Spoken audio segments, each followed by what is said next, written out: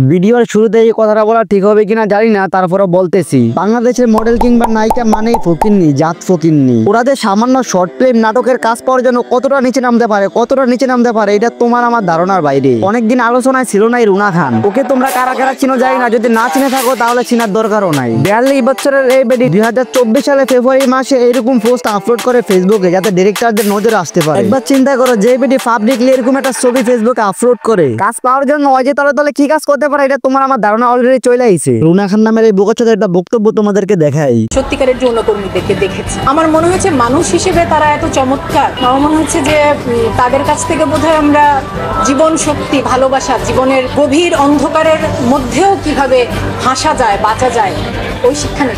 যৌনকর্মী কাদেরকে বলা হয় এটা তো তোমাদেরকে ভাইয়া বলতে হবে না, তাই না? যৌনকর্মী খাস বাংলা ভাষা হইতাছে বেশ্যা, যারা কিনা টাকার বিনিময়ে নিজের শরীর বিক্রি করে খায়। তো এই রুনা খান বলতাছে কিভাবে হাসি খুশি ভাবে বাঁচা যায়, এটা বেশ্যাদের কাছ থেকে আমরা শিখতাম। আরে বোকাচোদার বাচ্চা, বাংলাদেশে হাজার হাজার পেশায় জীবিকা নির্ভর করা যায়, আর ওরা কিনা নিজের শরীর বিক্রি করে খায়। তুই হয়তো তোর নিজের শরীর বিক্রি করে খাস, এই কারণে তোর এই কথাটা তোর কাছে খুবই নর্মাল লাগতেছে। বাংলাদেশের এইসব নায়িকারা অশ্লীলতার পুরো চরম পর্যায়ে আছে। শকুনের বাচ্চারা সামান্য কিছু টাকার জন্য যা মন চায় তাই করতেছে। বাংলাদেশে এরকম কোন নায়িকা কিংবা মডেল নাই যারা কিনা শর্ট ফিল্ম কিংবা নাটকের কাজ করে অথচ অশ্লীল পোশাক পরে ফেসবুকে ছবি আপলোড করে না। তানজিন তিশা তো অশ্লীল পোশাক পরে ছবি আপলোড করে তো করেই, তারপর আবার ঠিক মতো বুকুলটারে ক্লিয়ার করে নাই, কালা কালা কি জানি দেখা যাইতেছে। সাফা কবিরের এইসব ছবি দেখলে মনটা চায় কানটা নিচে থাপ্পাই। এই যে আরেক নায়িকা আছে ফারিন খান নামে, ওই বাংলাদেশের নায়িকা, কিন্তু আজ পর্যন্ত নাটক আমি কিছুই দেখি নাই।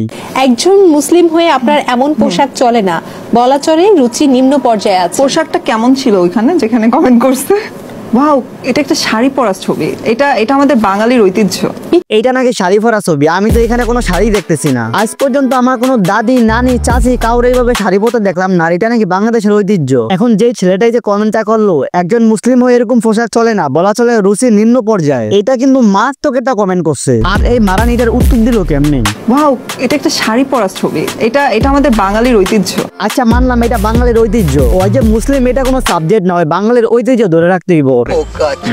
মাঙ্গের নাতিরে গুয়ের টাঙ্গিতে একটা সুবান দিয়ে আনা দরকার। পাগলের জাত বুঝতি। মুসলিম হিসেবে তোর কিরকম একটা পোশাক চলে?